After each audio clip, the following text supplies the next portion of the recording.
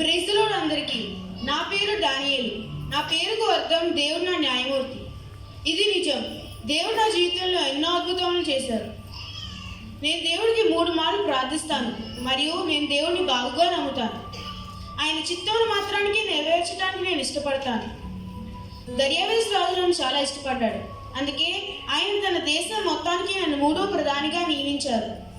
కానీ ఇతర సేవకులు నన్ను చూసి అసూయపడ్డారు మరియు వారికి కొత్త చట్టం అనగా రాజ్యంలో ఉన్న ప్రతి ఒక్కరు ప్రతిరోజు రాజును తప్ప మరి ఎవరిని పూజించకూడదని తీర్మానించారు మరియు దీనిని పాటించకుంటే సింహగృహలో పడవేస్తారు.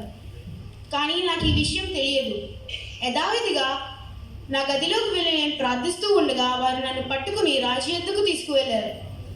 నేను చట్టానికి అవిధేయత చూపించినందున నేను సింహగృహలో పడ్డాను.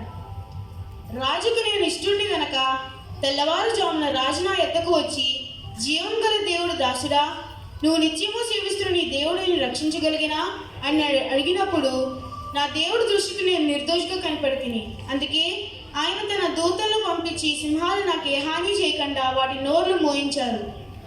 రాజా, నీ దృష్టికి నేను నేరం చేయమని కాను కదా అని నేను రాజుతో చెప్పి తిని.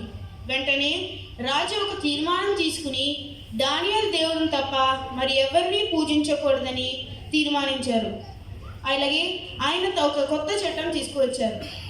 ఇందును బట్టి దేవుడిని నమ్మి ఆయన ఆ చిత్తం నెరవేరిస్తే దేవుడు మనకి తోడుగా ఉంటారు. అలాగే ఎప్పుడూ విడిచిపెట్టారు.